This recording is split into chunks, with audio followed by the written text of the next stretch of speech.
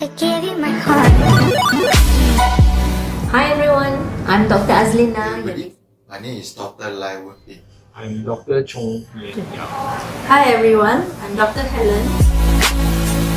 LASIK procedure is a laser procedure to correct refractive error. That means it's used to correct short-sightedness, long-sightedness, as well as astigmatism. Okay, so it has been in the market for many years since the 90s, and pick up the momentum since the year 2000.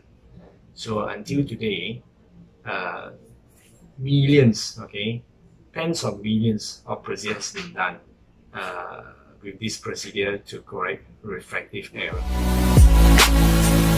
There are a number of procedures in performing this kind of laser to correct the refractive error. You may have heard the words FEMTO second Lasik, RELEX smile, or like ASA or PRK. Now these are different ways of performing the laser surgery, but still they are all using the same kind of laser in correcting the refractive error. The only difference is the preparation before the surgery, so that one is different from the other. But eventually, I think with this kind of procedure, most patients will achieve a good outcome from the procedure. In microkeratome LASIK, we use the knife or blade to cut the first layer, and then we use the excimer laser to shoot on the deeper layer. So in this procedure, knife is used to create a cornea flap, and the excimer laser to shoot on the cornea bed. So for femtosecond laser, it's almost similar to microkeratome LASIK. Yeah. The only difference is the first layer is cut by the laser, femtosecond laser.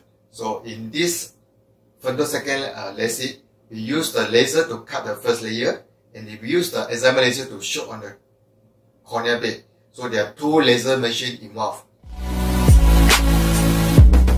And for the third method, it's called RELEX. So for RELEX, we only use one laser machine. It's called femtosecond. Yeah.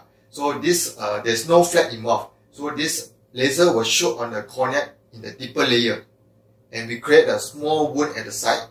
And through the small wound, we take away some tissue. We call it lenticule. Yeah. And for the last method, we call it ASA. So in this method, we use excimer laser to shoot on the cornea directly. So there's a surface open wound. And after the procedure, we're going to bandage the cornea with a bandage contact lens. So here are the four different types of LASIK. The LASIK procedure generally will take about 15 to 30 minutes, but if you choose to have FEMTO LASIK, because the FEMTO LASIK procedure, we need to move from one machine to the other machines, so it will take slightly longer than that. LASIK can only be done on people who have stable refractive error, which means that you need to be at a minimum age of 18 years old or maybe 20 years old onwards, up to an age where you have cataract, which is an age-related changes in the eye, is already in place. Laser procedure is not a painful procedure, but usually a patient will feel some sensation, for example like a touching sensation or feeling pressure during the procedure. That is common, but there will be no sharp pain during the procedure. And the treatment is, the effect of the laser treatment is permanent. Okay, that means if the power or the vision is very good, they are happy with the vision after say a month, between a month to 3 months. And when we check the power is plus minus 0.5 degree, plus minus 50 degree, and the patient is happy, that means we have achieved the objective of the laser treatment. Okay. Now, years down the road, many years down the road, let's say 5, 10 years down the road, if there's any increase in the power, it's not because the effect of the laser has worn off. It's because the power of the eye has changed or increased, causing the increase in the power. And when that happens, of course, patient can have an option to choose to go for a second procedure or retreatment, we call it.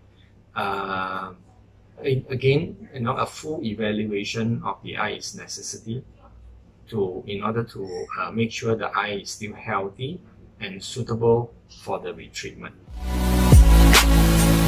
The aim of LASIK is to get or to reduce the refractive error in one's eye to be at the minimum most. And this effect is meant to be permanent. Yeah, so it will be there, it will stay in the eye for as long as the eye stay healthy and has not undergone other changes, for example age-related changes like your cataract coming in, or other diseases, systemic diseases which affects the eye, for example diabetes which affects the retina.